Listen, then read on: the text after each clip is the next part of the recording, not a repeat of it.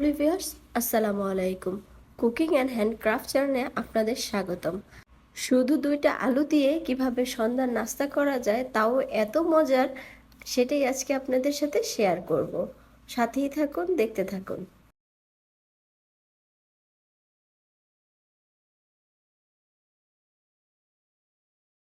আমি এখানে মাঝারো সাইজের 2টা আলু নিয়ে নিয়েছি, আর এই আলুটাকে আমি ভালো করে ছিলে ধুয়ে নিলাম। আর নিয়ে নিলাম একটি গ্রেটার। এই গ্রেটারের সাহায্যে আমি আলুটাকে গ্রেট করে নিচ্ছি।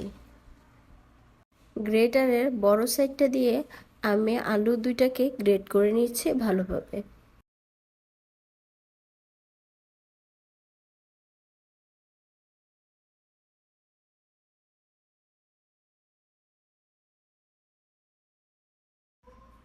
আমার আলুগুলো গ্রেট করা হয়ে গেছে।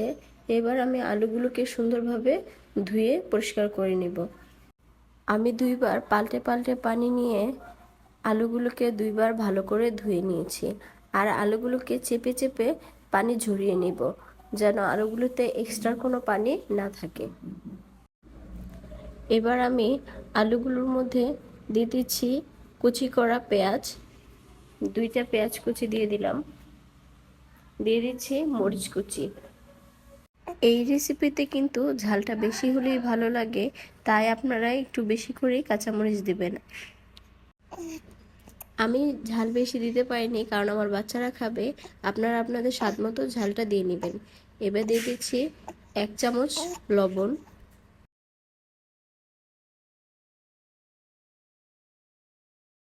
দিয়ে দিচ্ছি আধা চামচ হলুদের গুঁড়া, আধা চামচ মরিচের গুঁড়া, সামান্য পরিমাণ জিরার গুঁড়া। আরও দিয়ে দিচ্ছি 2 টেবিল চামচ পরিমাণ ময়দা।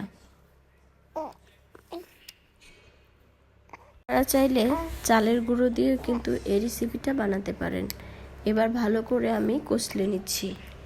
আলুগুলো কষলাতে কষলাতে একসময় আলুগুলো নরম হয়ে আসবে। আমি আলুগুলো আরও 2 মিনিটের মতো মেখে নিচ্ছি।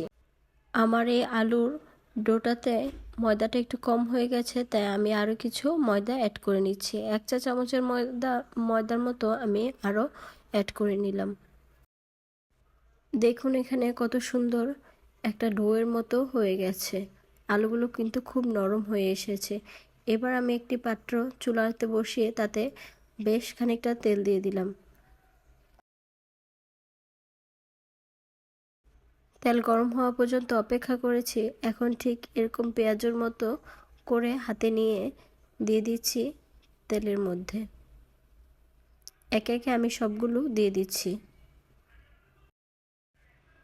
ডোটাকে একটু চেপে চেপে বড়ার মতো করে তেলে ছাড়বেন, না হয় খুলে যাওয়ার সম্ভাবনা থাকে। মিডিয়াম আঁচে আস্তে আস্তে সবগুলো বড়াই আমি ভেজে নিচ্ছি। এটা ঠিক আলুর পাকোড়া বলা যেতে পারে। ঝটপট নাস্তা হিসেবে কিন্তু খুব মজাদার। বাহিরটা অনেকটা মুচমুচে, ভেতরটা নরম সফট। খুব সহজে ঘরোয়া উপকরণে রেসিপিটি বানিয়ে আমি পরিবারের সবার সাথে শেয়ার করেছি। আপনিও আপনার পরিবারের সবার সাথে শেয়ার করে নিন। রেসিপিটি ভালো লেগে থাকলে লাইক, কমেন্ট, শেয়ার করে চ্যানেলটি সাবস্ক্রাইব করে পাশে থাকার অনুরোধ রইল। ধন্যবাদ সবাইকে কুকিং অ্যান্ড হ্যান্ডক্রাফট পক্ষ থেকে।